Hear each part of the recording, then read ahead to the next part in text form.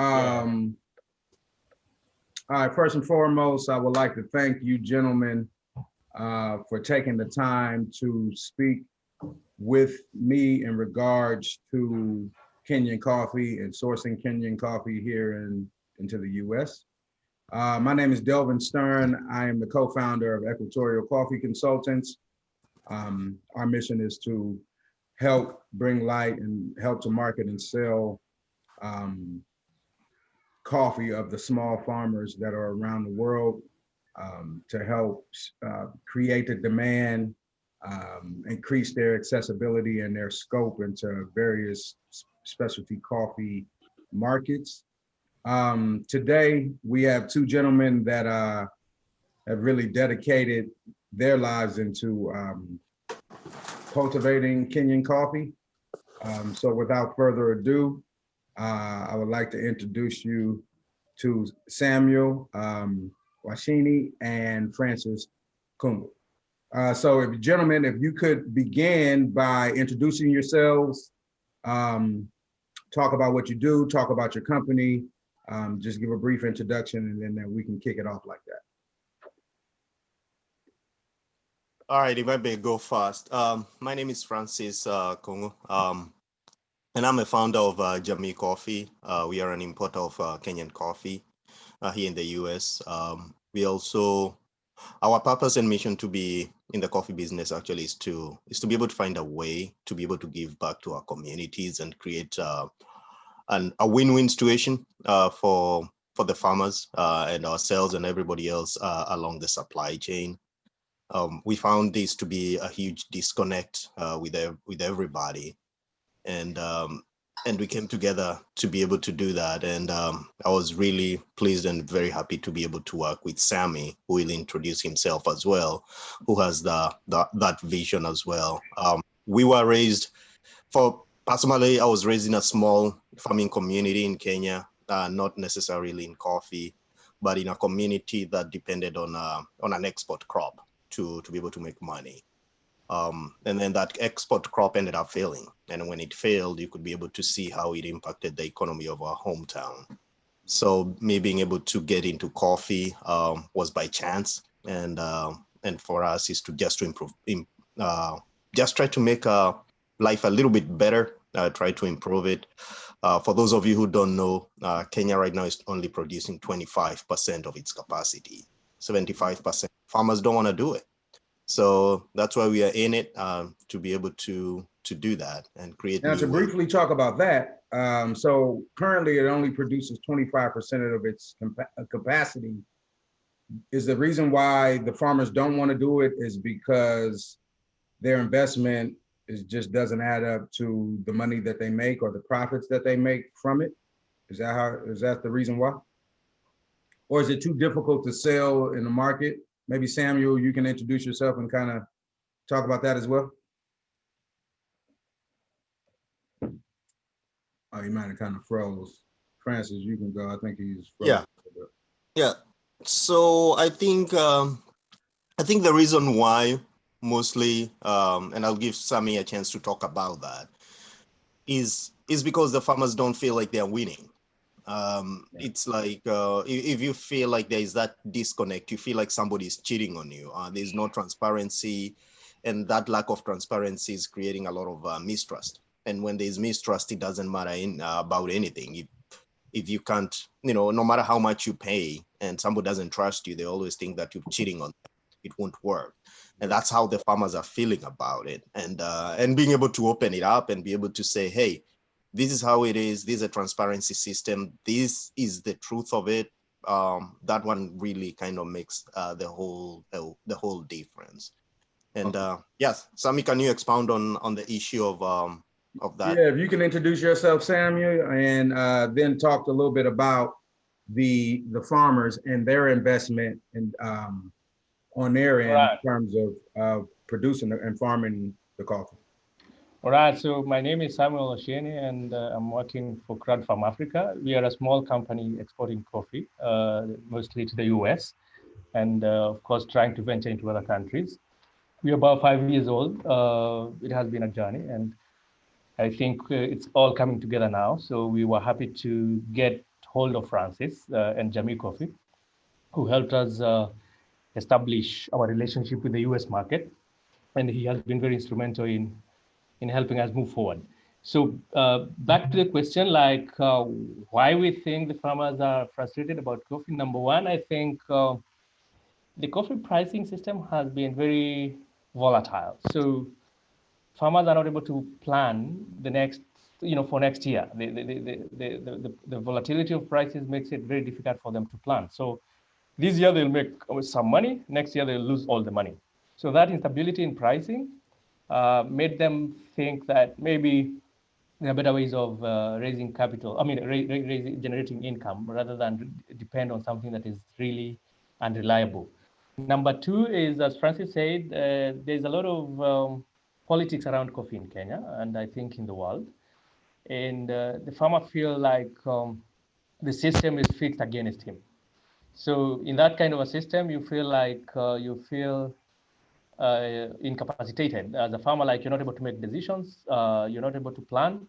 So you feel frustrated and you leave that to whoever is controlling the game against you.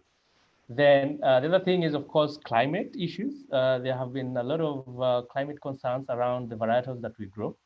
So the cost of production keeps going up. Like you're trying to control a lot of pests, a lot of weather effects, and then the price of coffee basically remains constant. So your cost of production is going up, but your earnings remain constant or actually go down.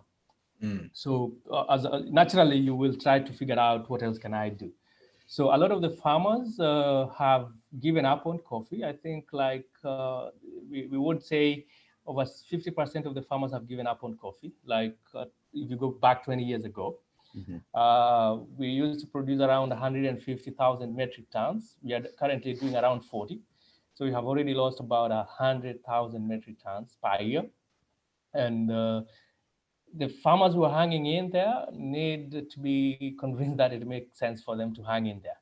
Right. So part of our mission is to show that coffee is good business as a farmer, and try to create some sense of stability in the system, and then try to see can a farmer be able to plan the next 2-3 years based on a certain pricing mechanism that we are trying to create. So part of what we are trying to do in terms of the pricing mechanism is to come up with a cost of production kind of a system where we base our payments on the cost of production. So if we know the cost of production, then we can be able to say, okay, for this farmer to remain profitable, they must make at least this much. If they make less than that, they will definitely close shop. So as a company, we want to make sure that we understand the cost of production. And then when we go to the market, we can say, if you pay a farmer less than this, next year that farmer will close down. So basically, those are some of the issues that we're trying to work around as a company. Now, can you talk a little bit about what are the different factors that go into the cost of production? So, obviously it's cultivating the coffee, the sorters, the pickers, and then yes. Does milling include that? Do you include milling? Do you include? Okay, so yeah, can you talk a little bit about what all goes into that production that makes up that cost? So, a very interesting question, because basically that is a discussion we are very passionate about when it comes to cost of production. So number one, the cost of production is determined by production per tree. So if a farmer, like for example, right now, the average production per tree in Kenya is 3 kgs, which is very low. And the tree has kg. So number one of the issues around production is how much is the farmer producing per tree. So number two is how many trees does the farmer have? If you have like most of the farmers will have around 200 trees. Mm-hmm. The small scale holders will have around 200 trees. As it goes up, the cost of production comes down. So on average, we want to say if you are a farmer who is doing about 200 trees in your farm, you can still make some living out of it if you take care of them and you produce like 30 kgs or not even 20 the maximum, maybe let's say even 15 or 10. Okay. Then the other thing we look at very keenly is what is the break-even point for the farmer. And based on something we did in 2018, we found out that, for example, the question you're asking me about Roiro, and the variety will determine, because the varieties are not the same in terms of production. So Roiro 11, which you were talking about, will... Now, Roy, just to let people know, Royal 11 is the varietal of coffee that will be brought over in December. Did I say it right, Francis? Yes, you did. Okay, thank you, thank you. I'm getting better, I told you. It is the varietal that's being brought over in December. That'll be here in December for people who are listening. But go ahead, I'm sorry, go ahead. That's fine, thank you. So Royal 11 is more profitable for a farmer because it is more resistant to diseases and pests. But the market has, I don't know, like the market is more used to SL varietals. SL 28 and 34, correct? SL 28 and 34. Mm-hmm. So Roiro has challenges in terms of getting it into the market compared to SL 11, SL 28 and SL 34. Now, can you give a brief, and maybe Francis, you can kind of chime in on this? What are the differences between the taste of a SL 28 and 34 and a Royal 11? Actually, and that's a misconception that has been there. The most interesting thing, we asked ourselves that question when we got to it, because for us, when the market has a certain perception and of a certain variety of coffee, for us, we try to understand why is it so. And actually, Roiro 11 is an SL that actually was grafted. So it's still an SL. It has actually, I think, it's 50% SL, and I think 50%. I think it's a Katimo. Gotcha. And the reason is, and what we are training our farmers right now is there was something that they were missing, and that was when Roiro actually is ripening. It ripens funny than an SL. So when you look at it from the front, when you look at the berry from the front, like head on, you see it's red, but you have to look at where it attaches to the branch. And that is where you have to make sure that it's also red there. Because if you don't, then you start getting Quakers from it because it's not ripe all the way. Got so it. One of the things we are doing is to be able to make the farmers understand that. And we have seen Roiros actually surpassing SLs in terms of cup quality. Now, for the farmer to understand that and make sure that it's red at the root, right? Yeah. Is it just waiting a little bit longer to pick it? Is that? I'm yes, assuming that's okay. It's that simple, yeah. Yeah, it's that simple, and that's how we were able to separate these two lots, because we would have the farmer pick the SL 2 or 3 days before, 2 or 3 weeks, actually 2 weeks before they pick up the Roiro 11. So that way you can be able to separate the two. And that's and eventually you get a very, very good cup quality. Now, do you have to train the farmers and the pickers in that? How often do you train the farmers, or are they already knowledgeable about what to do? Or like for Samuel, are you responsible for training the farmers into waiting and picking it right at the exact time and knowing what to look for? Or do they already know that, or do they even care? They do care, and for farmers who are still doing coffee, they want to make sure that it makes sense to them. So whatever they can do to improve their earnings and improve their livelihoods, they're willing to listen. So on our side as a company, we have an agronomist, an accountant and an agronomist who works with the farmers on that. And so he provides training, and mostly he will provide training to a small group of people, and then they can disseminate that information to the rest of for example, the pickers. So we're already doing that, and for of course not in very big scale, but we're able to do that for our farmers. And if you tell the farmer that this makes a whole difference in your cup, they are willing to listen. Right. Okay. Yeah, and I know you spoke earlier about the new pricing system and talked about how you pretty much come to that price for the farmers, right? Yes. In terms of how many trees they have, how much coffee they can produce, and them choosing the right cherries or waiting till they ripen helps, like Francis says, helps with the quality. So the more that they do that, the more good cherries that they have, the higher more profitable they could become, correct? Yes. Yes. Could we also talk a little bit about, just segueing into that, Samuel, you and I talked about this, or we all talked about this before the conversation, the amount of abandoned coffee estates that are currently in Kenya, and how you two are working on revitalizing these abandoned coffee estates to kind of revitalize the Kenyan coffee trade. So can you talk a little bit about the history of those abandoned coffee estates and what encouraged you guys to want to revitalize them? And what is the process that you have to go through in order to do so?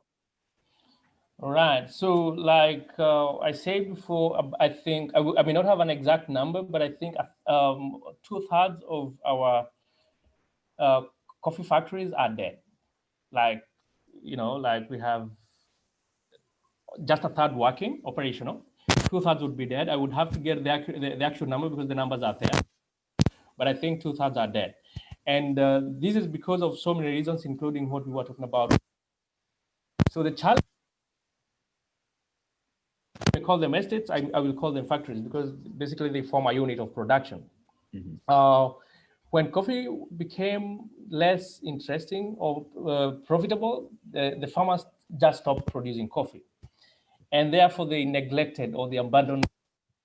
And then of course, vandalism and, wear and tear. So those factories are run down, like completely run down. Some even buildings collapsed. Mm-hmm. So they have, for example, the pulping machines have been neglected for years. So what we're trying to do now is to see, like, this is still a coffee producing community. Can we be able to bring back this factory? And together with Francis and some other partners, we thought maybe we could do natural coffee, because natural coffee is, number one, they will not require us to revitalize the machines, like the pulping machines, which will require about $40,000 per meal. Right. So what we need them to do is just maybe repair the beds, the drying beds, and pick the cherries and dry them from the beds without using the machines, the pulping machine. Mm-hmm. They will not need electricity for that, because there is no generation of, like, we don't need to pump water, we don't need to ignite the machines. And number two, we will reduce on water consumption or water usage. We just need very little water per factory. And the intention is to have, one factory, if they're able to do that without investing many factories will not afford $40,000. So they are like, which is the easiest way for us to get back into production? And we thought natural coffee would be a good beginning. So we're doing that with one factory now as a pilot called Roiroiro. And we are doing about 50,000 kgs of cherry. And the process is already ongoing. The harvesting is ongoing. So we expect that to be in the market in February, March. Okay, perfect. Yeah. Perfect. Yeah, and then to add on something as well with what Sammy said, it's not only doing we are not looking at just one side of it. The other thing, because we are very community oriented in what we do, we also looked at how can we be able to encourage the farmers to get back into farming, because you can come up with all these amazing ideas, but if it doesn't make sense in the pocket of the farmer, then they won't do it. So one of the things is that we also came up with a pricing system where the farmer knows what he's going to get. So that means even before they deliver the cherry, they're like, okay, this is how much at the end of the harvest I'm going to get paid. The other issue that we also did was we also tried to pay the farmers earlier so that they have the money, because many people don't know this, but farmers get paid when the season is done. when I talk about the season, is after everything has been sold in green. So a farmer may harvest coffee in November, actually September, October, November, and then they're gonna get paid in June. So we are talking about that. That's too much risk. That's too much waiting for money. And that is creating a lot of poverty in those regions because the farmer now has to take loans, and then those loans he has to repay them. So by the time he's getting paid, he doesn't have any money. That means he has to take more loans. So it creates that cyclic system. Right. So for us, it's like after you're done harvesting, there you are. We pay you. Although we are starting with a very, because it's a pilot project, we are starting with a very small group and a very small amount. Mm-hmm. We want to say, is this a sustainable way to be able to actually build these communities back up? Yeah, that's interesting, man. So with the dedication that you and in the investment, I guess pretty much of you paying the farmer much sooner than they are expected, is that part of the pricing system? So in hopes, how does that relate to the end buyer? How could we change that on our end in terms of green coffee buyers, in terms of paying you immediately, or just to help the farmer get paid a little bit quicker than 7 months? That sounds crazy. Yeah. Yeah, and the coffee industry itself is for sustainability reasons. Unless we still want to be old school, we have to rethink the way we do business as well. As we said, we have to start small, and for us, it's like the pre-bookings. That's a thing. People start pre-buying. Right. Which we're real big on is the pre-ordering as well. Yeah, pre-ordering, pre-buying, because for us, it's like I make a commitment to Sami. Right. Sami makes a commitment to the farmer. Right. So to make sure that this system keeps working and everybody wins in it, we have to make sure that we also create that area. And everybody has a responsibility here, because we don't want to create a situation where we want somebody to feel sorry and buy. We want somewhere everybody is winning on this situation. Right. So one of the things is we also have our commitments in terms of quality. So I hold Sami accountable for quality. Mm-hmm. So Sami has to invest in the agronomist in Kenya. He has to invest in the quality management in Kenya. He has to do all that investment. The farmer has to do his investment in his crop so that he also maintains a certain level so that he can also remain profitable. And then for us, we have to also maintain that quality to our customers so that customer expects and knows what is coming in on the pipeline. So I think when you bring all this together, it makes sense. For us, it makes sense where the roaster buys the coffee, they can also communicate that vision and mission very well to their consumers as well. So right. All of us understand what's going on. So it's not like, oh yeah, we're gonna do this because we feel like, oh, it's the right thing to do. No, it is the important thing to do. Right. And I also want to mention too, we talked a little bit briefly about the cost of production at the origin level, but it's also more cost of production, Francis, for those of us who are importing coffee into the US, there's also more costs, right? That we have to do. So I didn't want to overlook those costs either of getting the coffee over here, which is extremely important, and providing it and warehousing it here in the US, which also increases the cost or the final retail price of the coffee. So I didn't want to gloss over that because I think that's extremely important as well. Can we talk a little bit about the farm, Mukarimu? Did I say that right? Yeah, you got it right. Did I say it right? Okay, nice. Yeah, can we talk a little bit about Mukarimu and just the coffee that's being cultivated there, and how many bags, like I mentioned, for those that came in a little bit late, there's a shipment due to arrive in December of 2020. of this coffee. So I just want to talk a little bit more about the coffee. Could you guys talk about that? The small amount that you will have available, the AA, double B, all that. So I'll let you guys kind of talk about that as well. So I'll jump on that, and actually, Sami, lots of thanks to Sami for making it possible. Because in Kenya we do have two. Actually, we have two growing regions, and that's what people don't actually know. We have two growing regions, and they produce main crops. We have the eastern region, and then we have the western region. And Mukarimu is part of the eastern region, and the coffee comes in is harvested around May, June, and then comes out into the market around December. And we met Mukarimu when we were at a very low point in our business, because we were looking for a farmer who could be able to come up, to be able to accept our concept, because when he came up with the cost of production concept, we needed transparency from the farmer, and we found Mukarimu to be that man. So we started working with him in 2019. And then we continued with him this year, and Sami has been running that relationship very well. He's also part of a bigger project that we call the Thuura project, where we are together with Imani Kenya and Mukarimu and Crowd Farm Africa. We are reestablishing coffee farms in the Meru region as well. 200 farmers, each has 150 seedlings that were given to them, and that coffee will be available actually from 2021, 2022. So the Mukarimu coffee, we worked with him during Corona time. We found that he had some challenges with processing of the coffee. Our processing agronomist went and helped him with that over the phone with Corona. And we were able to produce, this one is 100% Royal 11.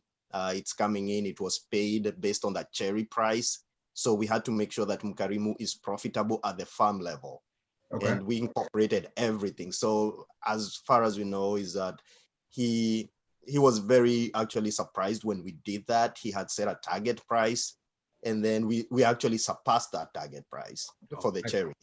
Yeah, so, and when we told him and did the math with him, he was like, wow, I never thought about it. So, and can't wait to bring this coffee to the market. I want people to be able to taste it, to cup it, and be able to see that's not the end of it. We're still working with him post-Corona.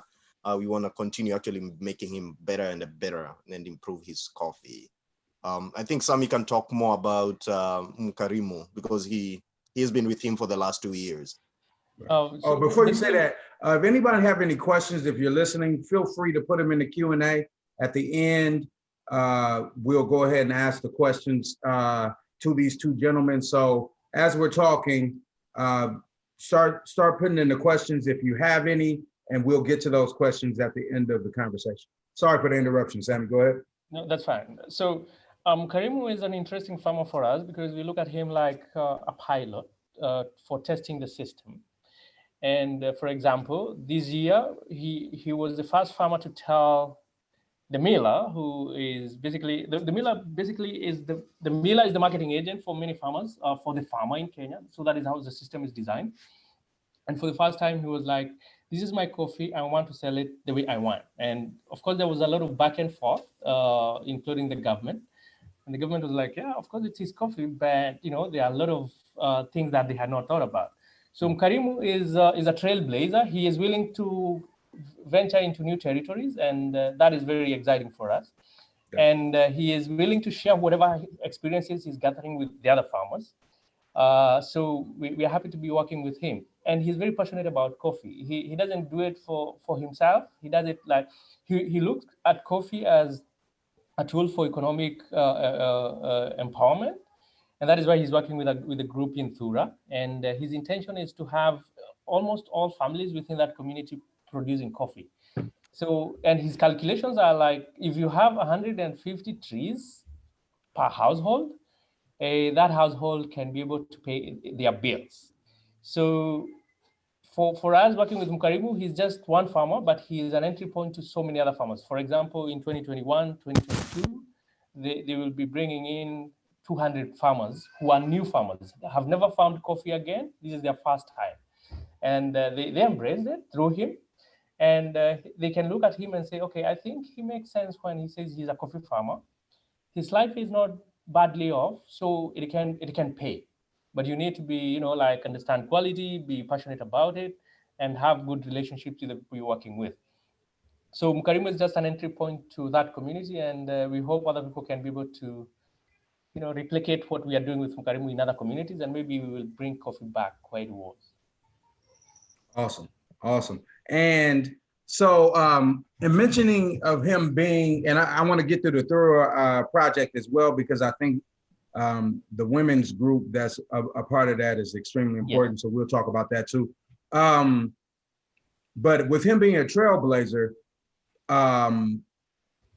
do you experiment? Is there a lot of experimentation with different varietals? I know you said it's hard to do like we're currently working with the naturals, right? Due to the revitalization of the coffee estates and that equipment and et cetera. Does he experiment with different varietals, or if not, what are the different experimentations that a farmer such as himself goes through, or takes that risk or that innovation that he, from his level? Could you share some info about that, some insight on that? So one thing that we have been lagging behind as a country is like we are so much used to wet processed coffee, like that is the only thing we do in Kenya. Right. So with someone like Mukarimu, for example, because he's willing to take some risks, this year, he's now harvesting what we would consider the second season, like the fly crop, not the main crop, the smaller crop. Right. And me and Francis, we discussed and said that in this season, we will also do some natural with his farm. So he can also start trying to experiment with different processing methods. We also are having a conversation with another company in Taiwan that they would want him to do some aerobics. And he's trying to consider that. In terms of varietals, he already had a crop established. So changing a varietal is quite a task, because it has to follow a certain system, because the current crop is still on production. So we may not be willing to push him towards changing the crop cycle right now until maybe after 3 years, when naturally it should happen. Then we can say maybe we can try a few new varietals. The good thing is, because he has other farmers who are working with him, he is like able to guide them and say, let 200 farmers do this, let 50 farmers do this. So like the organic coffee with the women, he was able to convince 50 women to do organic coffee purely. There is a group of young people, like 50, who are doing pure SL, and then the rest are doing a combination of SL and Roilo.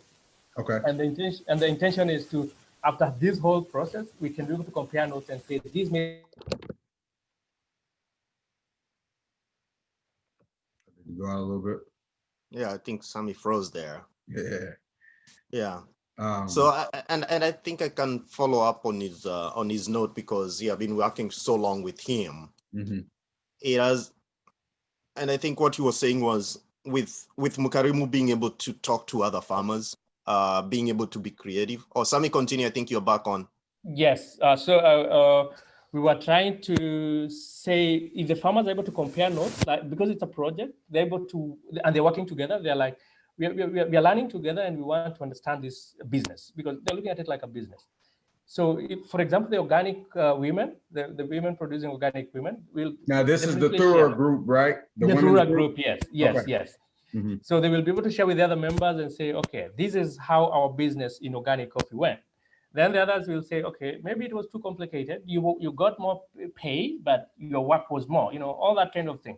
And then farmers can be able to say, I think as a farmer, I want to do this. So we are trying to say, can we create more room for coffee farmers? And they can be able to say, I have choices within my production system.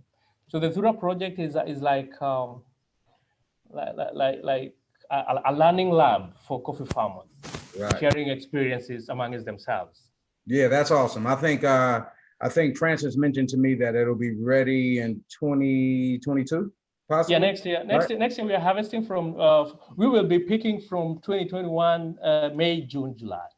Right. First harvest. Yeah, I'm excited to see the results of that with the women's group, and the different younger farmers as well.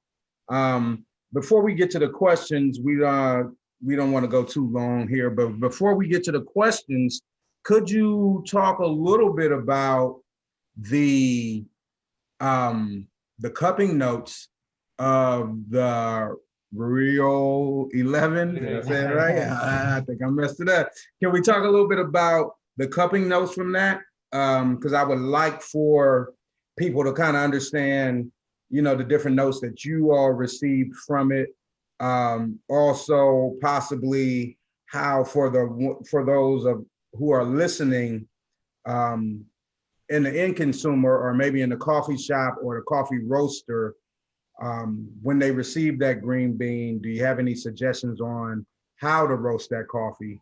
Or is it good with an espresso if you tried that, a pour over, or anything like that? So if you have any knowledge about the cupping notes of this particular varietal, if you can speak to that, I think that'll be good. Yeah, so for us, when actually we cupped, Sammy and his team cupped it in Kenya. Ernest is a Q grader there. Mm-hmm. And what we found was, the typical Kenyan flavors, because there's an SL there. Mm-hmm. The aromas definitely out of this world, mostly floral, really sweet aromas. And then we kind of found a lot of citrus in it. We found some berry in the coffee as well. Mm-hmm. And then it's not as bright acidity as you can get with an SL. So because of, it's a half of both. So it has that medium acidity to it, which actually also turns to a lot of good sweetness. Right. And actually we should be doing something together as well. We should be doing another cupping, and be able to share the data of how we can be able, on how to roast it.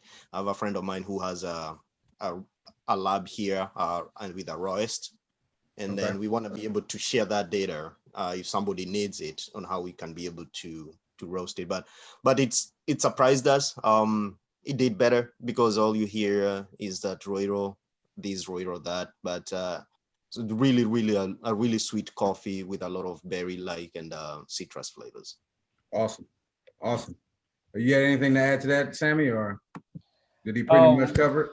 We have our cupping guy here, and one of the biggest things or challenges we have had is and we have been trying to figure out that with Francis, like calibration of, if a guy cups it here and another guy cups it in the US, will they be able to score it the same? Mm-hmm. Because that is very important. Whatever we say, this is it, is basically close to what the market will experience. So we are trying to think of a calibration system where we can say, if this is the cupping score in Kenya, they will be exactly the same in the US, in the UK, across board. Because part of the coffee marketing challenge for us is the decision-making time. Like, we have to cup it here, ship samples, especially now with Corona, it takes forever for samples to get to the client. The client cups, gets us feedback, and then we have, the farmer is still waiting. So we keep the farmer, and the farmer, for example, may be looking for another market, so they're not sure even can I bank on new people? And so we want to look at a way we can have decision-making time reduced. And we were thinking of a system of calibrating cupping, cupping experiences from various corners. I know that may not be within a short while, but I think it's something that could be pursued. Awesome. So we'll get to the questions. I think I just asked one of the questions in regards to your suggestions on how to roast it. The other question came from Stephen in regards to, will any of the farms be working on producing any natural processed coffees? And I think we mentioned already that you can talk to it, Sammy, but that you are already, we're doing strictly naturals with these right now as you're revitalizing the coffee estates, correct? Yes. Yeah. So all these will be natural, which is exciting. That's going to be something that can't really wait to taste this new varietal. You know, we're always interested in discovering. You know, with coffee, it's a industry of discovery. So to be able to discover a new varietal or a varietal that may not be as popular as the SL28 and 34, to be able to bring that to the market, I think is something that is extremely exciting. So we're excited about doing that. But other than that, is there anything else that you want to talk about before we exit? I would like to mention that as Francis and Samuel talked about, the importance of the pre-ordering is extremely important. So I believe, Francis, if we're not mistaken, we do have a small amount of samples available now, correct? So the samples will be available. So for those of listening, if you are interested in purchasing, please feel free to contact Equatorial. We'll get those samples out to you, but and try to really create the demand and get the coffee or get the interest or increase the interest before the coffee arrives in December 2020. And then once it arrives, I think we could kind of come back and give a status update of what's going on. But if you guys had any final words or final messaging that you would like to say, please feel free to do so.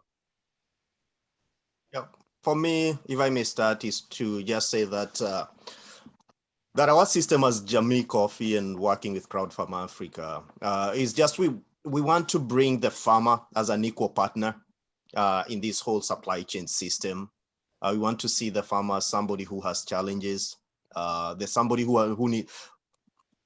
actually needs an opportunity, not the other way around where we feel like we need to jump in and help him. Actually, the farmer really knows a lot. What the farmer needs is that opportunity, and being able to create that opportunity actually will be able to help build these communities. And having grown up in those communities, I truly know that that the most important thing is that opportunity to be able to be given a chance. And that chance with openness and being able to create that equality in the supply chain is something that that we really, really push for as a company. And that's the reason why we do all these projects. That's why we are doing the Women Project. That's why we are experimenting on different things, because we want to take that knowledge back. That's why we just want to be able to build them and then make them stable. And then, and then in all of us in this system, we can all win. So definitely. That's our passion, and that's what we believe in. Definitely. Yeah, I think that's similar to us. We have that mission of creating or being innovative in terms of bringing the coffee over, introducing new coffees to the US market and the UK and Europe market as well. So yeah, I totally agree with that. Samuel? So thank you very much. For me, I want to say something very simple. I like from the farmer's perspective.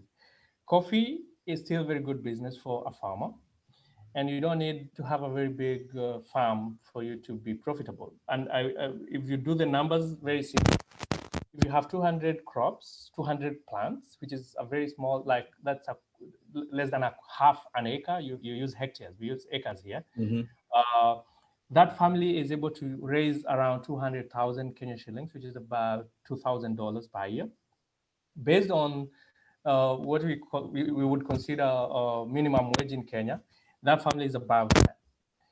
The problem is the system has been very complex, very unfair for the farmer, and the market has also been very unfair for the farmer. The farmer is hardworking, but they do not get adequately compensated for their work. So with a fairer system and a more responsive market, not a charity, not charity, but a responsive market that understands, like the cost of production and all that, mm-hmm. The farmers will be profitable and they will be able to continue producing coffee. So I think for people who are in coffee trade, from whichever part of the value chain you are in, I think if you put that in mind, like we need the farmer to be profitable and sustainable, then it is good business for you, it's good business for the farmer. So I will urge all of us who are in this business to always consider, like, how do these farmers want to continue producing this coffee, and what is their cost of production, and how much should I pay for their work? I think that is basically it. Yeah, awesome, man. Yeah, that we totally agree. To be able to support the farmer any way we can is something that is very crucial for us. So providing that, identifying those ethical buyers who understand that is key. And so we'll continue to push forward to make sure that we're doing that as well. I'd like to thank everyone for listening, joining in with us. Gentlemen, thank you for taking the time out.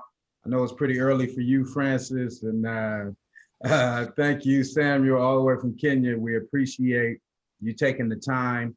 We'll continue to do these series of conversations. So just to keep the audience abreast of what's going on, the different coffees and the availability of the coffee here in the States, that we're trying to bring them and offer them a direct trade relationship or possibility with the farmer, to know and be able to listen and reach out to the origin. And I think that's extremely important. I think there's a huge demand for that. So once again, I do appreciate all that you guys have done, and we'll set up a time to bring up the status update. Once the coffee arrives in the US, we can jump back on and kind of talk about how we could further offer this new varietal of Kenyan coffee to the US market. All right, so thanks once again, fellas, and I'll talk to you guys after in a little bit, but we appreciate it, man. Have a good time for everyone listening. Thank you and take care. Thank you. Thank you.